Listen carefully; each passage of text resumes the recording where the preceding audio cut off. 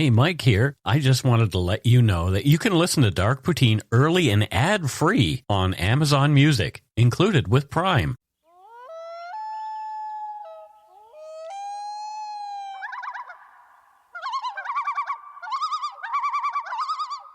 Welcome back to Dark Poutine. I am Mike Brown here, drinking my coffee. Why is there a watermelon there? A watermelon? There's not. I watched Buckaroo Banzai again this weekend. It's one of my favorite lines. Such a fun movie. And for anybody who hasn't seen it, please do. It's worth the price of admission, which is probably downloading it from somewhere. Without Buckaroo Banzai, there wouldn't be Everything Everywhere All at Once. That's true. That is totally true. I like that Buckaroo Banzai really is one of those movies that a lot of people haven't seen. When they do, will say, what the heck is this? What did I just watch? Exactly. Anyway, this isn't a movie podcast. This is a true crime / dark history. I would love to do a movie podcast at some point, but not today. Not today. Let's do Dark Poutine today. Let's do that. Okay. The views, information, and opinions expressed during the Dark Poutine podcast are solely those of the producer and do not necessarily represent those of Curious Cast, its affiliate, Global News, nor their parent company, Chorus Entertainment.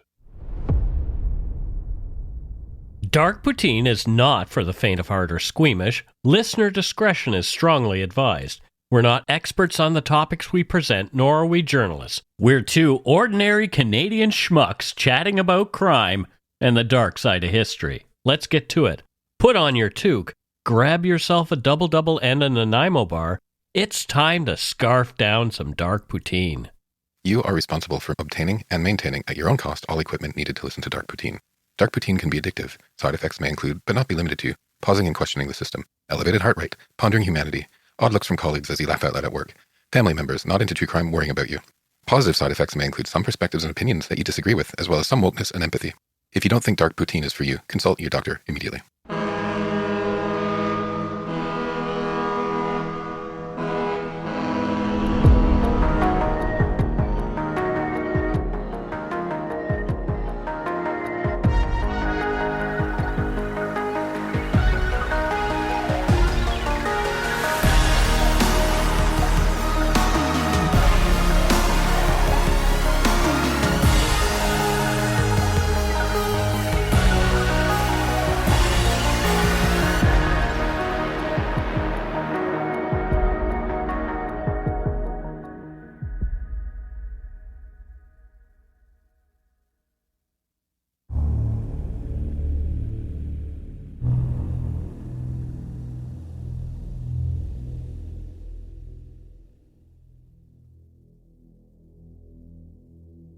On a cold December day in 1983, McMaster University in Hamilton, Ontario, was shaken by a deeply unsettling crime.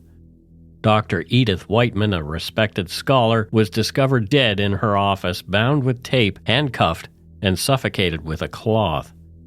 The investigation took an even stranger turn when police arrested Michael Allen Crowley, a chemist from Welland, who had been seen on campus in disguise, dressed in women's clothing and a wig. With no personal connection to the victim and the bizarre methods used, the murder left students and faculty reeling and raised questions still unanswered to this day. You're listening to Dark Poutine episode 395, Bound by Silence, the murder of Dr. Edith Wightman.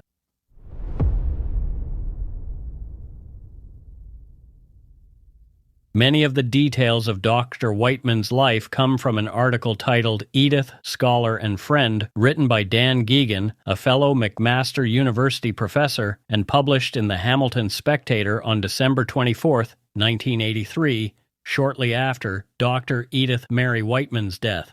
Geoghegan's piece serves both as a tribute and a professional portrait of Wightman, portraying her as a brilliant, witty, and deeply committed scholar who brought warmth and intelligence to her teaching and research.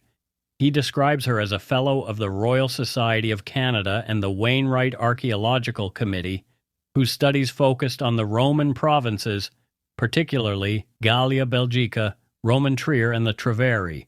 Historians and archaeologists across Europe widely respected her work. Academics like Wightman often live twice, once through their work and again through the people they shape, as a teacher. The tragedy is that those legacies get activated by loss. You see the community pull together and publish these tributes and cite her name. I kind of find it so scholarly in a way. It's like they're rebuilding her presence through footnotes and citations, these memories. Yeah. Because after you're gone, everything's just a footnote, isn't it? Yeah, that's an interesting way to look at it, for sure. Wightman's research explored the interactions between Roman imperial systems and the local peoples they governed. She was especially interested in how the empire maintained its hold over diverse provinces and how those relationships evolved after its decline. She often drew from multiple sources, literary, epigraphic, and material evidence, to form a fuller picture of life in Roman provincial communities. Dr. Edith Mary Wightman's story began in Scotland, where she was born on January 1, 1938. Her early life showed signs of academic promise, and she pursued history and archaeology with keen interest. After earning her M.A. at the University of St. Andrews in 1960, Wightman completed a diploma in classical archaeology at Oxford in 1962 and a doctorate of philosophy in 1968. Her early excavations were conducted at sites in England and Switzerland, but she later turned her focus to Roman Trier and the Treveri, which became central to her scholarly identity. Her published research on these topics was well received and became required reading among specialists in ancient history and archaeology.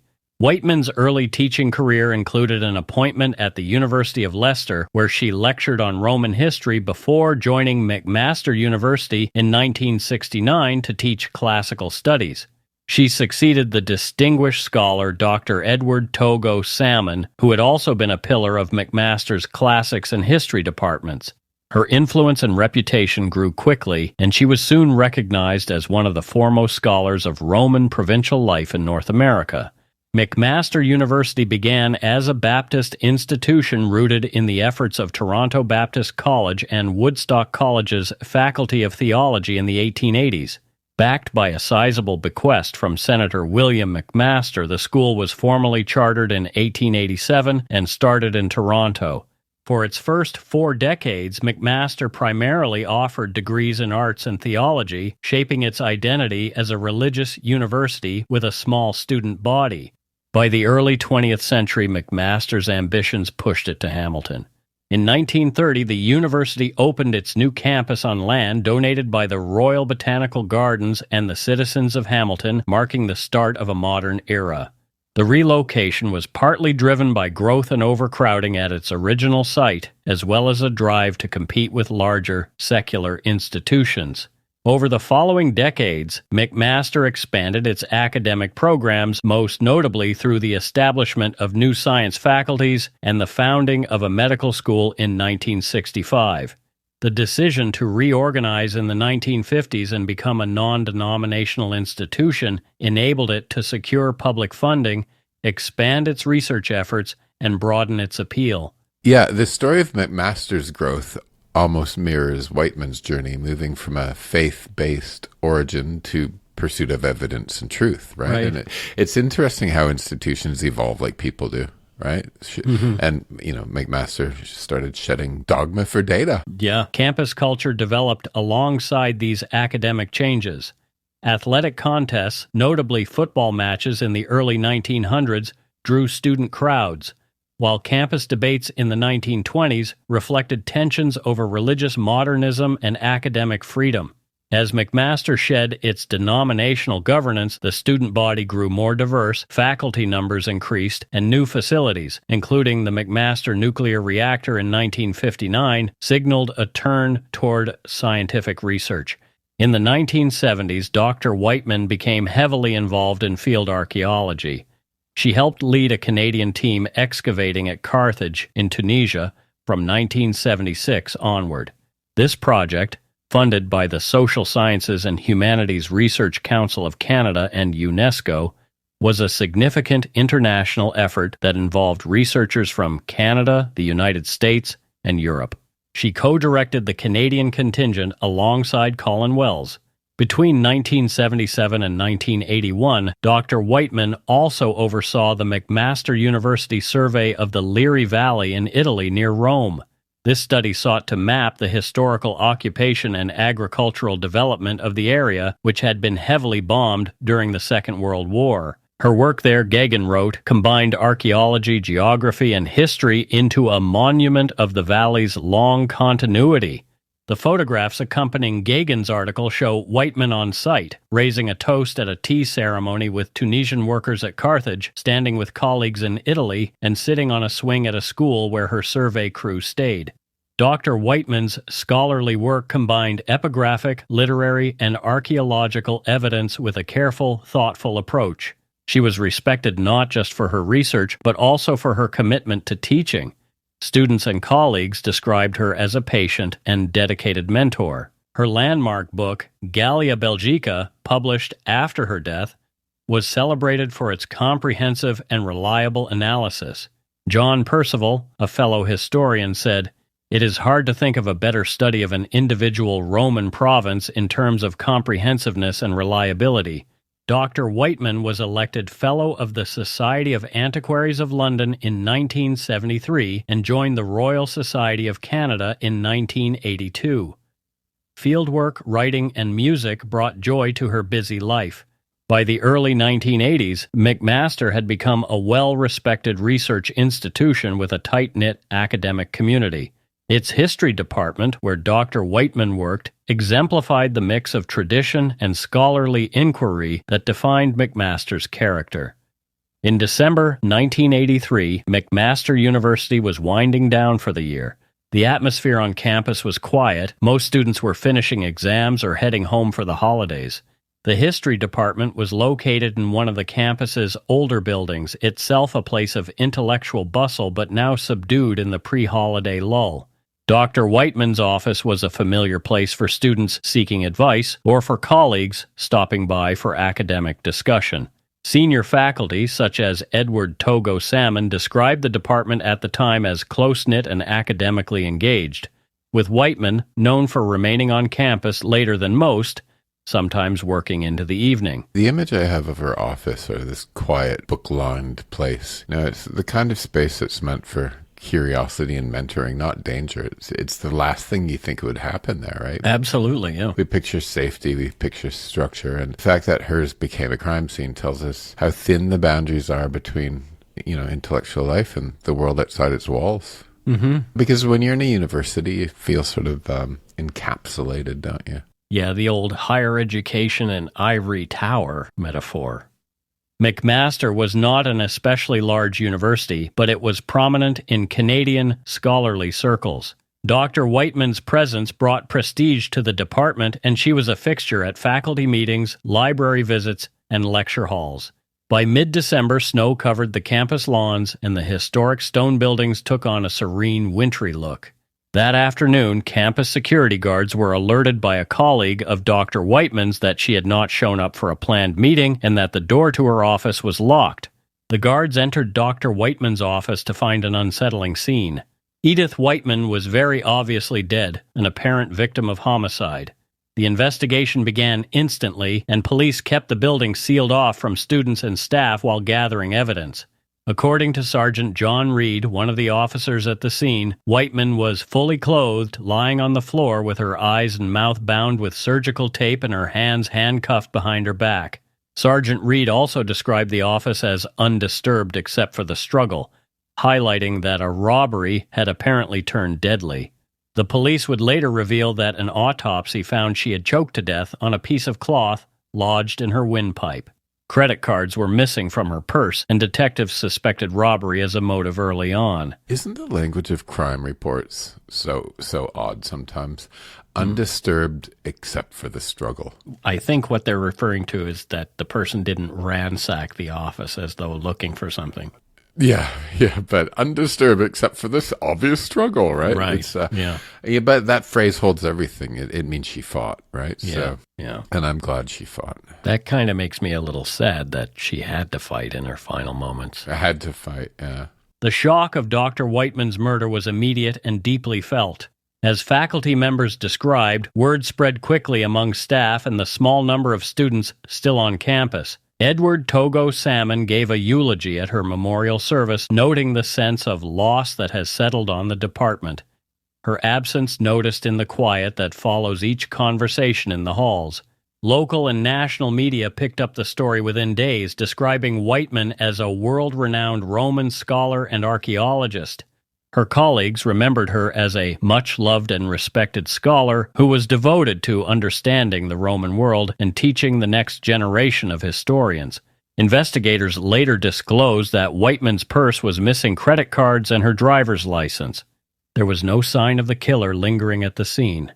Whoever had killed Dr. Wightman had immediately fled after taking the respected historian's life. Hamilton police began tracing the use of Edith Wightman's stolen cards, hoping to find any location records or witnesses who had seen the perpetrator. They canvassed the campus, questioning staff, students, and faculty. The unusual presence of surgical tape and handcuffs became a key detail in public appeals for information. According to campus discussions recorded in later years, everyone who worked late or had reason to be in the building was asked to recall anything suspicious. The uncertainty and fear were palpable.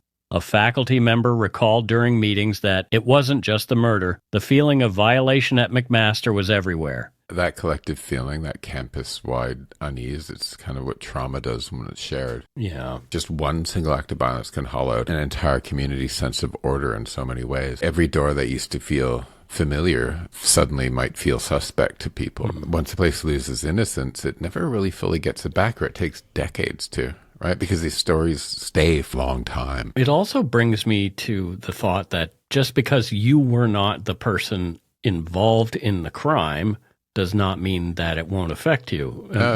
You're a student, or you're a teacher, or you're a staff member of some regard at this university, and you have to walk these halls wondering whether or not the person who did this to her may do it to you. It's a real fear-inducing thing. You just made me think of when I was living in London with the 7/7 bombings. Right. It was at the station, that you were familiar with. I was at that station that morning and just got into work, and then a few trains behind me, it blew up. And it didn't happen to me. I didn't know anyone directly, but I didn't take the train for a long time. Of course. I spent a lot of money on taxis for a while. Yep. And did you know that bicycles in London completely sold out? Of course they did. Everyone bought bikes, and suddenly you noticed all these people riding bikes to work in the mornings for months and months and months after. Yeah. Events like that change everybody. I mean, look at 9/11, for example, and how that affected the world, the Western world, really. That was one of those moments where the world started going wrong in a lot of ways. I agree. We began making a lot of decisions based on fear at that point. Yeah, and I think those have continued.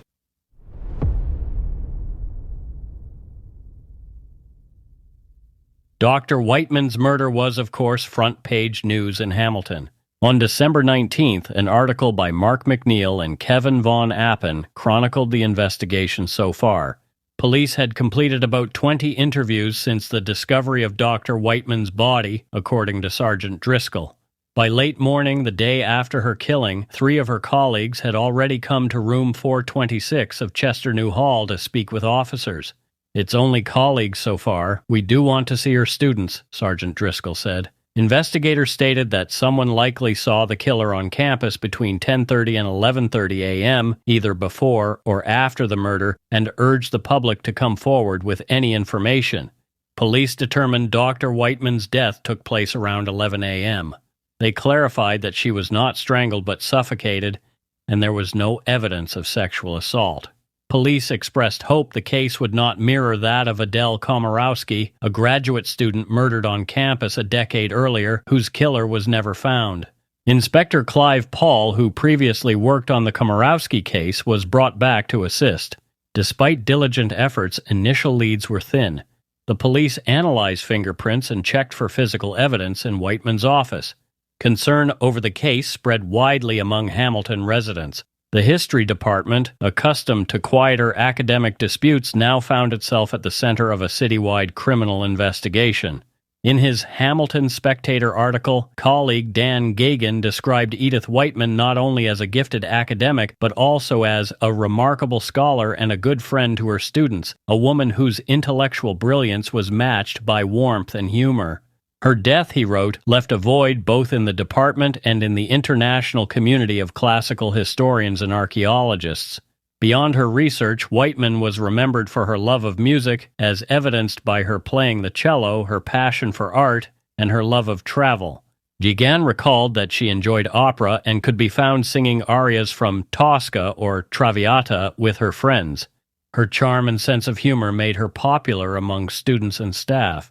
In Hamilton, she was active in the McMaster Faculty Association and the Cherokee Humanities Society, and she often took part in campus social and cultural events. A Hamilton Spectator article by staff reporter Kevin Von Appen, published on December 24, 1983, detailed new developments in the investigation into the murder of Dr. Wightman. Police released a composite sketch of a man wanted for questioning, described using the term transvestite, who had been seen on the McMaster campus over the previous 3 years.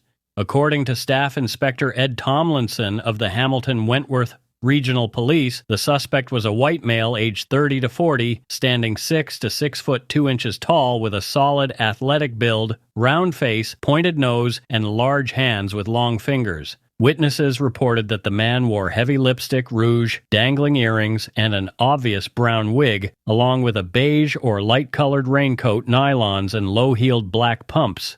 Police said he had been seen not only on the McMaster campus and at the McMaster Medical Center, but also on the day of the murder at both the Queenston Mall in East Hamilton and the Penn Center Mall in St. Catharines. It was later revealed that this person was seen using Dr. Wightman's credit cards and identification in stores at both malls. Inspector Tomlinson told reporters that investigators obtained the suspect's description through a series of interviews with people on campus and members of the public.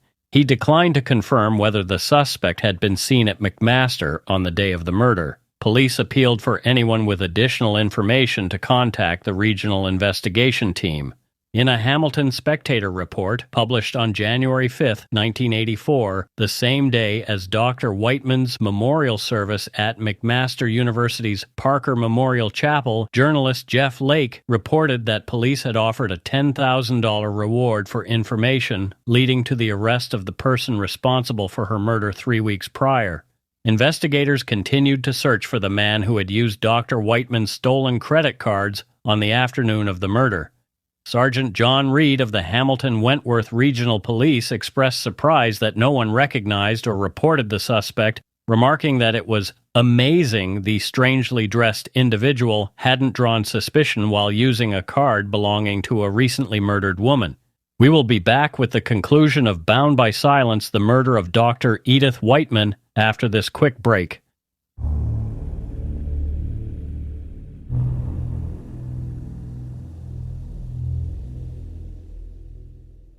And we are back at the halfway point. Matthew, thoughts? A murder in an academic setting like this exposes something really uncomfortable for me, and that's even in sort of the most rational of spaces, everything can't be explained. And you're going to talk more about sort of motive or lack thereof and just the almost banality of it. That's the scariest part of some of these crimes, is like how banal it is, like how it just... No, you have in academic institutions, people spend their lives studying evidence and meaning, and suddenly they have to live without either, right? And I just like that juxtaposition of this, and it's one thing to research chaos from a distance, right? Because that's kind of what she did, right? History, right? Sure. But, and she cataloged the collapse of empires and the psychology of violence. Yeah. But it's another to see that collapse leak into your own world so directly, right? Yeah. And into the work, and people in a university are rational. That's the whole point. It's about reason, and it's about research and understanding. But reason doesn't stop fear. It just gives it vocabulary. And you can name the patterns, and you can trace probabilities. You can quote theories, and still find yourself checking the lock twice before you turn off the light at night. Yeah, right? yeah. Right? Like, how many times have I watched a scary movie and then I make sure my door is locked twice and then I put a chair in front of it? Even I'm 55 and I still do that sometimes, right? Yeah. Even though it's not rational. And that gap between what can be proven and what can only be endured isn't just where fear takes root, right? It's where people realize the knowledge and control were never the same thing, right? So being like a smart cookie and knowing lots of stuff doesn't mean you have control of this crazy world we live in. No, it does not. Yeah. Right? And for a place like a university built on the belief that understanding makes the world safer, for something like this to happen there, it's like kind of the hardest truth of all. It's sort of like that darkness just goes, yeah, you know what? I'm just going to show up in university as well. We still have that crocodilian limbic part of our brain that is terrified of falling out of the tree into the jaws of some animal. Yeah, it's true. A break in the case came nearly a month later. On January 12, 1984, authorities arrested Michael Allen Crowley, a 27-year-old chemist from Welland, Ontario. Crowley had no direct connection to McMaster or Wightman, but had been seen in the area near the time of the murder. Police reported that he was found with stolen credit cards and Wightman's driver's license in his possession. According to news archives, a neighbor tipped off police after recognizing Crowley from both his appearance and the details circulated in the media. The arrest was highly publicized. Crowley's arraignment in Ontario Provincial Court was attended by representatives from the press, faculty, and Hamilton community members. 3 uniformed police officers stood guard as the accused faced the first-degree murder charge. During these proceedings, the prosecution revealed more about the investigation, confirming that electronic records and witness testimony had placed Crowley in the vicinity around the time of Wightman's murder. Details from the arraignment also confirmed that there was no evidence of sexual assault, reinforcing initial police theories that robbery was the motive. The courtroom atmosphere was described as tense, with reporters noting both the seriousness of the charges and the solemnity of the crowd. Crowley was known to police from prior run-ins, and his background in chemistry became a point of media focus. He did not have a personal relationship with Wightman, according to investigators. Information about his arrest and the evidence, including having been seen using Dr. Wightman's credit cards, her driver's license, and his behavior at the time, including a propensity for dressing in traditionally women's clothing, was presented to the public to explain how police had connected him to the crime. Yeah, the mention of his profession says a lot about what people need from a story like this. They look for contradiction. The educated killer, the rational mind gone wrong. He was a chemist. Right? What on earth would drive such an educated man to do something so terrible? They look for contradiction because it makes the world feel less random weirdly, right? But the thing about being a smart killer is, intellect doesn't prevent cruelty. It just gives it tools, actually. Yeah, right. And Crowley's background didn't make the act harder to believe. It actually just makes it harder to excuse. On February 7, 1984, the 28-year-old accused killer's request for bail was denied by Justice John Holland of the Ontario Supreme Court after a hearing lasting several hours.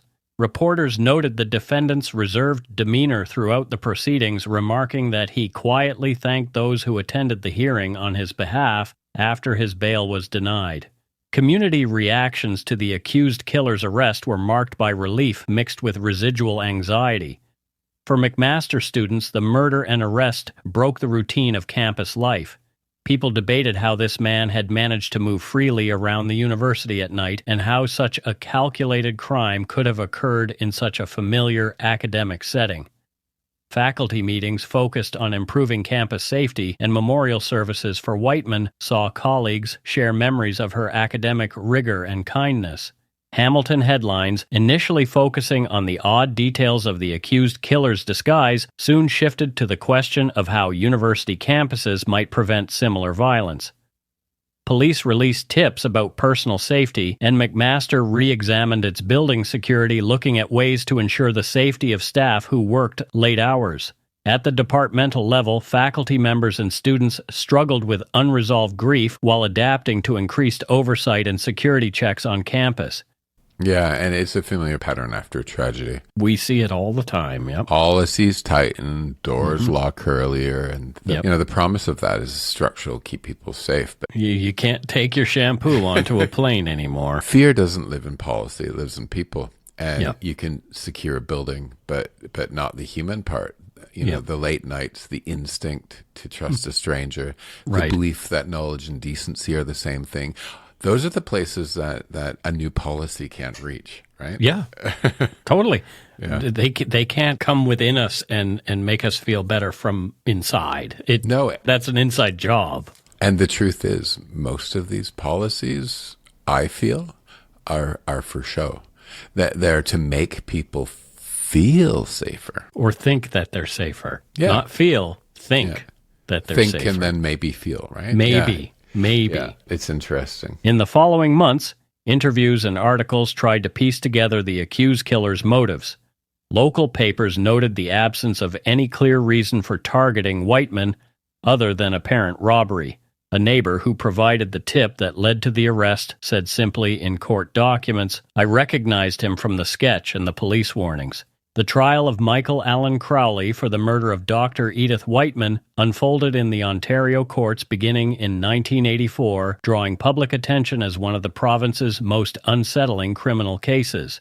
The Crown, led by Attorney General Counsel William J. Blacklock, rested much of its case on testimony from Hamilton Wentworth Police Sergeant Michael Driscoll, who presented the sequence of events and outlined the recovery of evidence. The prosecution's case was anchored by physical evidence recovered at the accused killer's Welland apartment. The items recovered included Dr. Wightman's stolen credit cards and driver's license, proof that the defendant had been in personal possession of the victim's property following her death. Trials always look cleaner on paper than they feel in real life. They're pretty boring in real life, to tell you the truth. Yeah.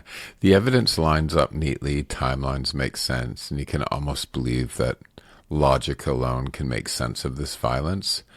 But courtrooms, I've been thinking a lot about courtrooms. They're kind of like controlled spaces to figure out the chaos, aren't they?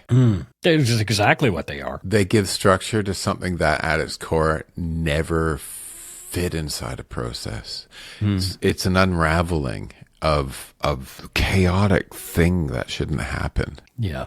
A statement of fact given during the subsequent murder trial showed that the accused killer had surprised Dr. Wightman in her office on December 17, 1983. The prosecution recounted how he bound her hands and taped her mouth and eyes before suffocating her with a cloth. Witness accounts placed the accused on campus during the estimated window of the crime. The evidence arrayed against the defendant was described as overwhelming by members of the prosecutorial team in contemporary news articles. Experts and forensic pathologists testified about the method of suffocation and the sequence of bindings, showing deliberate, methodical violence.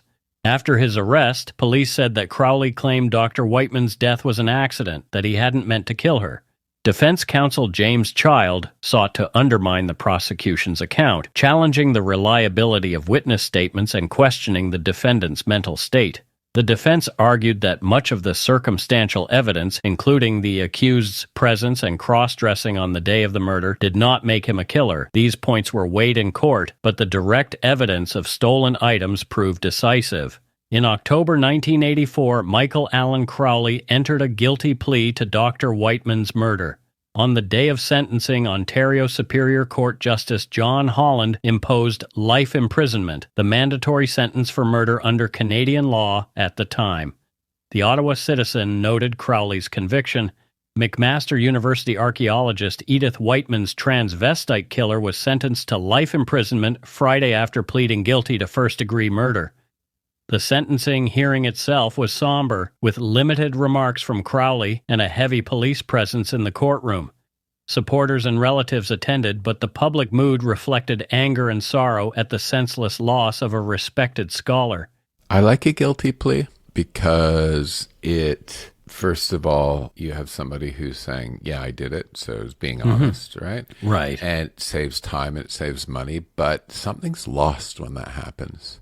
Yeah, the full story gets lost, I think. Yeah, the police saves time, but it steals explanation from the rest of us. Context. Right? Yeah. There's no reason to wrestle with, no motive to debate, just an ending that feels more like a formality than a conclusion for us, you know? This is why I think that every guilty plea should involve an allocution, which is, this is what I did, and this is why I did it.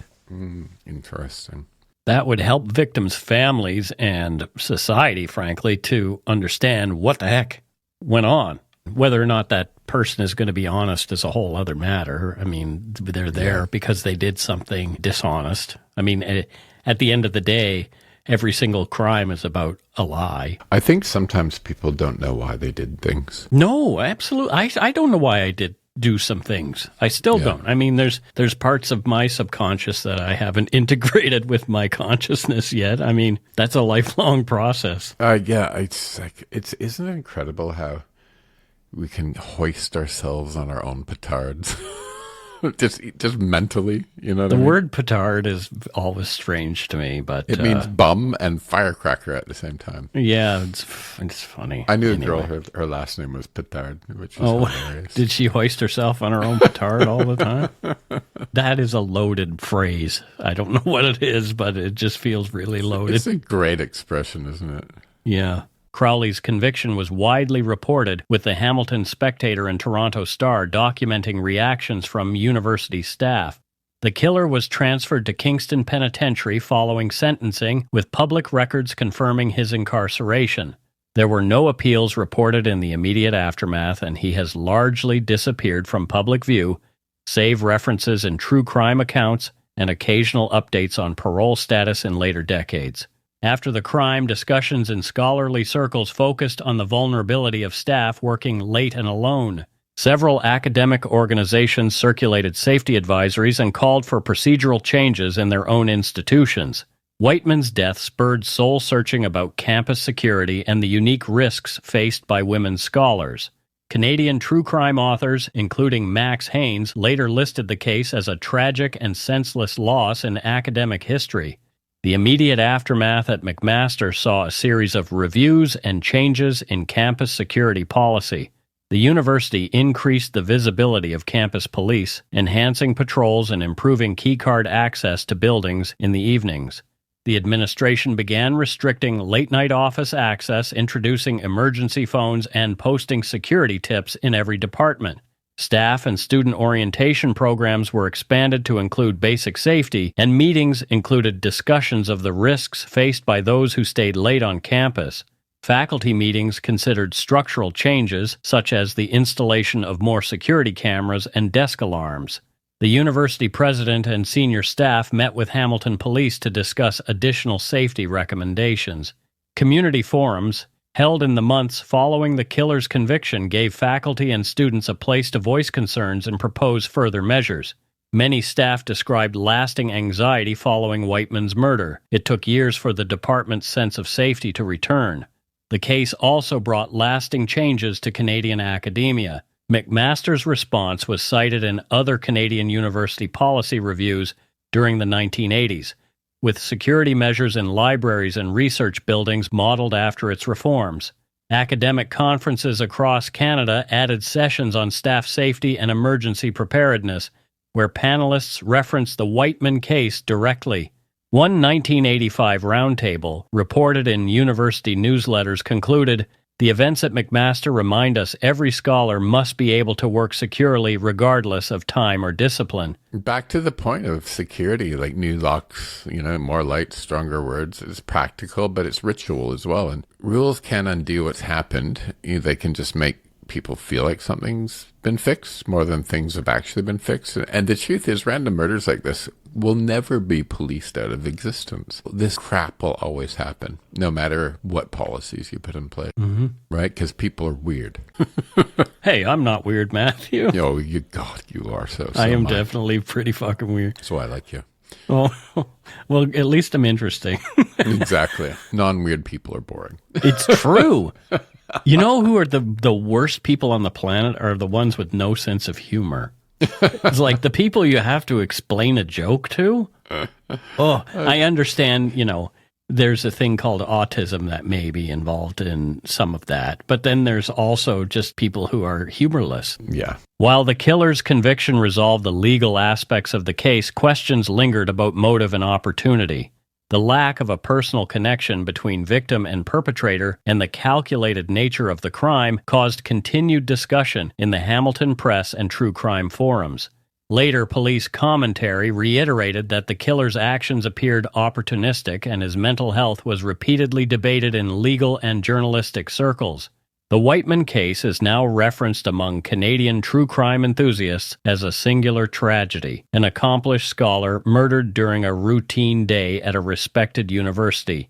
Dr. Edith Wightman's academic achievements remain celebrated in classical history and archaeology. Her books, especially Gallia Belgica, are cited by researchers and historians as models of comprehensive provincial study. Through years of fieldwork, mentoring, and scholarship, she influenced colleagues in Canada, Britain, the United States, and beyond. Dr. Wightman's death was mourned by leading historical associations and remembered through dedicated lectures and memorials. When enough time passes, stories like this get folded into history, don't they? Mm-hmm. You know, the facts remain, but the emotion dulls. And so I think what's important is to remember her as just not how she died, but how she lived. Right. A person who built her life around knowledge and curiosity and care. And you know, that kind of life that she had leaves a way bigger mark than any crime that tried to erase it. And, you know, I'm just scrolling up here to look at a picture of her again, right? And it's just I do this sometimes when I do the shows, just look at the human being in this photo that's gone and think what she gave. Right. Instead of how she was taken. Yeah, this isn't the only crime that we'll tackle within Canadian academia. There's another one that I'm kind of mulling. And that's all I'm going to say about that right at this point. Okay. And that is it for Dark Poutine episode 395, Bound by Silence, The Murder of Dr. Edith Wightman.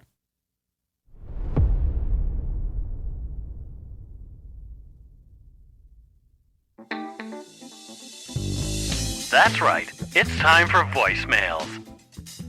You can leave us a message at 1-877-327-5786 or 1-877-DARK-PTN. We'd love to hear from you. Let's see who called us this week. We don't have any voicemails to play, but that's not because you haven't been calling. People have been calling. However, we recorded this like a month or two in advance, so if you're not hearing your voicemail in December, then it's probably because you're going to hear it in January or maybe in February. Who knows? But please keep calling us. We love you. That said, we did get an email congratulations about our recent anniversary from Leslie Burley. Leslie says, "Hey there, I'm from a small village in Ontario north of Kingston. I just wanted to say congratulations on 8 years. Thank you for the compassion you have when talking about the cases you share, as well as the laughs. I'm sure people laugh at me when I'm driving to work and they see me laughing by myself. Here's to many more. Cheers and go shit in your hat." And we're hoping that you're laughing at the show and not the voices in your head. Or maybe, you know, it's good if you laugh at the voices in your head rather than do nasty things. Anyway, what do you think Leslie does there north of Kingston, Matthew? She holds seances. Seances. Well, Yeah, that's a very Halloween-y thing to do. Yeah, she has sort of she's a tile out front of her house. She's like a psychic. She does seances and tarot card readings and such. I love tarot. I love it. It's really fascinating. But anyway, thank you so much, Leslie, for the congrats. We really appreciate it. And thank you to everybody who took the time to contact us. She wears a caftan and has one of those things on her head. A fez? Yeah. Or a turban. Turban, and she has like a big, and I'm picturing like big jewelry. Really big chunky jewelry. But not costume jewelry. It's real. And she's awesome. Thank you, Leslie. So yeah, keep calling and keep emailing us. We want to hear from you. And maybe you think emailing is an easier way to express yourself. So please do that. But I pay for a phone subscription, so, That's it for this week's voicemails. Again, you can leave us one at 1-877-327-5786 or 1-877-DARK-PTN. We'd love to hear from you, even if it is just to say hi and to tell us to go shit in our hats. If you're stumped for what to chat with us about, a quick story is welcome. Okay, we have a couple of patrons this week. First up, we have Whitney Green from Carlsbad, California, in the United States of America. Carlsbad. Whitney, what do you think Whitney does there in Carlsbad, California? Whitney's a pirate in Carlsbad. Carlsbad, I live in Carlsbad. Doesn't Carlsbad sound like a place where there'd be pirates? It does sound like a place where there's pirates. So Matthew, let's go to Carlsbad. She's a pirate. She's a pirate? Does she pirate things like from the internet, or is it like a boat using pirate? But a boat using pirate, but instead of a parrot on her shoulder, she has a cat. Meow. And the cat goes, rawr. Thank you so much, Whitney. Much appreciated. Next, from Châteauguay, Quebec, we have José Monpetit. José Monpetit, thank you very much from Châteauguay. Merci beaucoup, as they say in Francais. I should name my house Châteauguay. Châteauguay. Welcome to Châteauguay. Welcome to Châteauguay. This is my house wow. boy, Couscous. What do you think José Monpetit does there in Châteauguay, Mathieu? I think Sorry. It's okay. She is a lace maker. She's a lace maker, like for shoes? No, like lace. Lace. Like lacy things. Yeah, lace. José does sort of have, like, that name has a ring to it, doesn't it? Yeah. Yeah, very lacy name. Yeah, it's the name of somebody who feels artistic to me. Sure. Yeah. Artistic. Interesting. I wonder if she sells her stuff on Etsy. If she does, she needs to let us know so we can tell people. If you've got an Etsy store and you got to support us, though, so we can support you. I love how we've determined that she is an artist. She does make lace, and she's on Etsy. She's on Etsy. Yeah. But Etsy, I see a lot of Etsy artists lately struggling because of the Canada Post strike, which has been interesting. I mean, it does affect people, but I wonder how much longer Canada Post is going to exist. Without some serious change, I doubt much longer, really. I really do. It's feeling like it's on its last death throes. Yeah, it's about to croak, I think. And it's going to be interesting to see what it becomes or what we do. You know, Canada Post owns Purolator, right? Of course it does. It's and the Pure, unfortunately, yeah. It's interesting. And the thing is, I know posties, right? And me too. They do their job. It's just this company's mismanaged for so long. It's mismanaged, and it hasn't grown with the times. And that's mismanagement, right? Like whoever was running it, you had like a massive opportunity, right, to make it something amazing, and it's just been, I think, governments, successive governments cut things and didn't focus on things, and then the management of it. And I feel bad for the people that just do the work every day, right? Mm-hmm. Thanks to all our patrons and Donut Money donors, past and present, for your generosity. It helps to keep the show going. You can become a patron of Dark Poutine at patreon.com/darkpoutine.